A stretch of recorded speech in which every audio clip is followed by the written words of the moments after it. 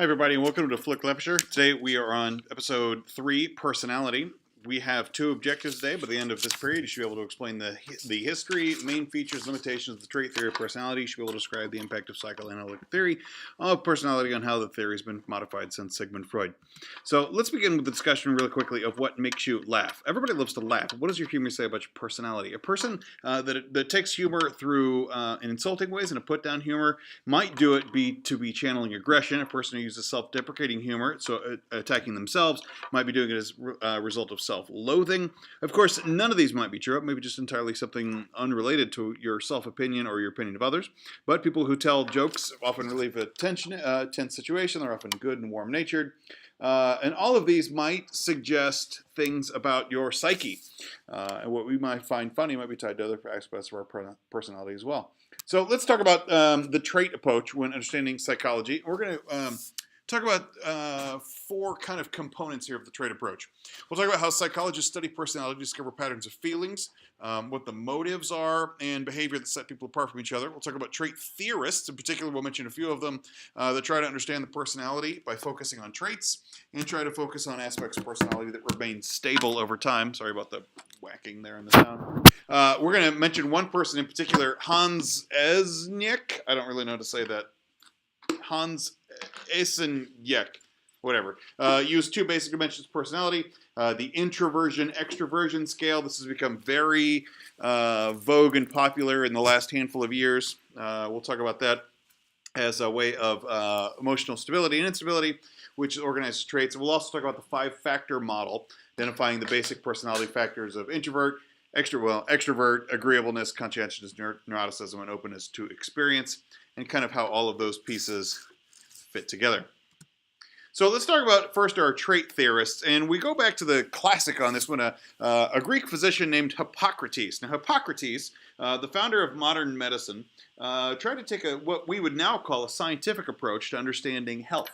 Rather than sacrificing a goat to the gods, he would try to make observations and draw conclusions about them.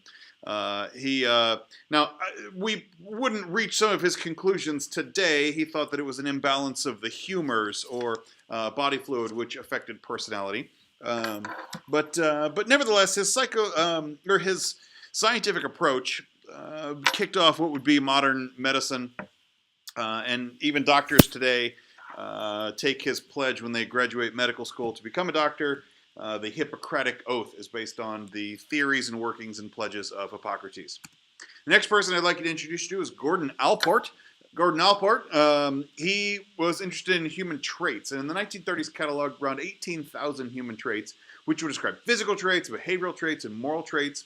And he asserted that a person's behavior is a product of his or her combination of traits. He identified 3 basic types, or 3 levels of it: the cardinal traits, the central traits, and the secondary traits. Or what dominates you your whole life, or as you find them later or develop under certain circumstances. The third person to meet is the person I don't really know how to say his name, Hans Eiseneck. Anyway, he studied personality and dimensions. He would talk about introverts and extroverts. And he would say that introverts tend to be imaginative and look inward for ideas and energy, while extroverts tend to be active and self-expressive and try to get their energy from other people. Whereas stable people are reliable, unstable people are unpredictable. And he could basically put it onto a 2-axis scale to find out that a person would be introverted or extroverted, or unstable or stable. And it's interesting how this lines up with Hippocrates' old idea of the personality types from, like what your humors are, your melancholic, choleric, phlegmatic, and sanguine. It works out pretty well with the Essenk model. I also want to talk about the 5-factor model, and here the 5-factor model circles around the idea that there are 5 personality factors which are basic, like fundamental pieces of it. Again, extroversion, emotional stability, conscientiousness, agreeable, and openness to experience. And studies have found there's some interesting correlations between how these work. And we might also find ways that they've connected to anxiety disorders. Now, this is still an open field of study, and the door isn't set on it. Psychologists are still disagreeing about which factors are the most basic, but they would all more or less agree that these 5 pieces, if you're a psychologist using the 5-factor model, I guess these things are basically the important parts of it. Now, the trait approach has some limitations to it. One of the limits approach is that it has a really singular focus on describing traits, and efforts linking the personality traits to biological traits haven't really been super successful. While personality might be involved with biology, and it probably is on some level, being able to put a hardcore link onto it has been tricky. And we don't have personality develops over time. We see it develop in people pretty regularly, and the trait approach doesn't really give us any model for why that happens. Next, let's talk about the psychoanalytic approach. And here we are heading solidly into the world of Sigmund Freud. He's the inventor of it. And while I've said before that Sigmund Freud is largely discredited, I think it's probably time to take that challenge or take that charge a little more seriously. There are modern Freudians or neo-Freudians who say that Freud was more or less on the right track. He got the details wrong, and they pick up that psychoanalytic approach. They use his foundations, or at least his directions from it, and then work from there. So according to the psychoanalytic approach, personality is shaped by the inner struggles that everybody experiences. The pieces that make you come from your inner struggles. It's based on the Freudian theories about the structure of the mind, defense mechanism, and stages of personality development, and a lot of Freud's intellectual errors, and that's who, once we get Freud established, I'll introduce you to a few people there, have made unique contributions to the psychoanalytical approach and are largely accepted today. So let's talk about Freud. The psychoanalytical approach to personality says that everybody has an ingoing struggle, and an inner struggle which is underlying the pieces that they have. Now, you're born with certain biological drives, aggression, sex, the need for superiority, and they oftentimes come into conflict with the rest of the world. So Freud believed that conscious ideas, the things that you are aware of thinking and feeling, they occupy, according to Freud, only a small part of your mind. And most of your thoughts and fears and urges are far out of your awareness. They happen on the subconscious level or the unconscious level. And psychoanalysis was the method of urging people to discuss what's on their mind. A talking cure, come talking your way out of it, or basically take all of those unconscious and subconscious pieces and talk their way up to the conscious mind. Now, Freud identified basically 3 phases of consciousness and unconsciousness, known as the id, the ego, and the superego. Now, we've talked about this before. This might be a little bit of a refresher on it. The id basically says that if you have in your mind a model of a 2-year-old, you have basic desires such as hunger and instant gratification. That is the id. Pays no attention to the rules or others, and it just works on what maximizes pleasure.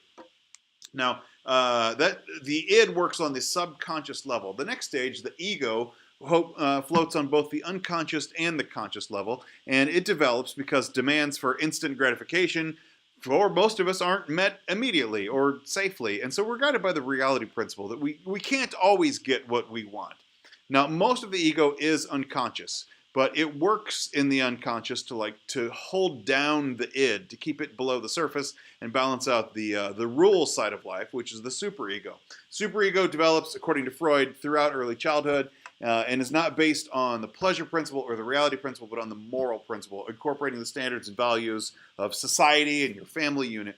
And that's where we get our moral sense and act as our conscious. And the superego is subconscious in its overall, but it's the piece that peeks out the strongest into the conscious mind.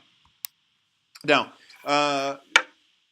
Freud would argue that the ego uses defense mechanisms to avoid recognizing the pieces that cause anxiety, cause your internal distress, and he argued that these things operate unconsciously. We'll identify a few of them that are the most common here. The first one is repression. This says all of the conscious awareness in your head that's causing you anxiety, you repress that. You remove it from your consciousness, like holding a lid on a boiling kettle. That if you just repress that idea and force it down, then you can live with the anxiety because you're not accepting it. The second defense mechanism we'll talk about is the rationalization, which is the using of self-deception to justify unacceptable behaviors. This could be like a self-esteem thing or a self-conceptual thing, but rationalization is where a person is trying to deal with their own instability by trying to explain away unacceptable behaviors or ideas. Next we'll talk about is regression and then projection as other defense mechanisms. Regression is trying to return to behavior of an earlier stage of development. When people are faced with stress, they might jump back to childish behaviors. People get scared and they flip out and they run away, or they hide. And even adults wouldn't consciously do those things, but as a defense mechanism might try to hide from trouble rather than accept it. Or projection is where a person tries to take their unacceptable impulses and push those out towards other people. They see their faults in other people, and it's like Jesus says, you see the thorn in someone else's eye rather than the beam in yours. All of these defense mechanisms are normal and useful, and they are just part of living life, but they're unhealthy. They're unhealthy when a person ignores the underlying issues that causing the feelings, and they no longer become like a way of dealing with life, but a way of hiding from it. Now, Freud also talked about 5 essential phases of personality development that begin at birth and continue through adolescence. And he said that people basically instinctively try to preserve and extend life. That's a subject that we've talked about a couple of times in this unit so far. And he said that desire, which he labeled libido, we might use that word differently, certainly not in a different way that Freud intended, but a way differently than the textbook would intend. But libido, being the desire, is one of the most controversial of the personality theories, and let's kind of talk about how the pieces of it go. The first stage is the oral stage, beginning of the first year of life, where infants begin exploring the world by putting things in their mouth. This is the way they get their food, they get their pleasure, and their main pleasure is food. Everybody gets food in orally, right? And a child who doesn't take care of the infant needs at this time, according to Freud, will constantly think of finding pleasure through the mouth. So smoking or vaping, I don't know, overeating, nail biting, would say there. Now, Freud would also talk about the second stage comes with the anal stage. And he says that this is like older infants, so 2 to 3 years old, when kids are learning how to be potty trained, they're controlling their bodily functions, and self-control becomes vital. So the anal stage is a matter of asserting self-control. And so, yeah.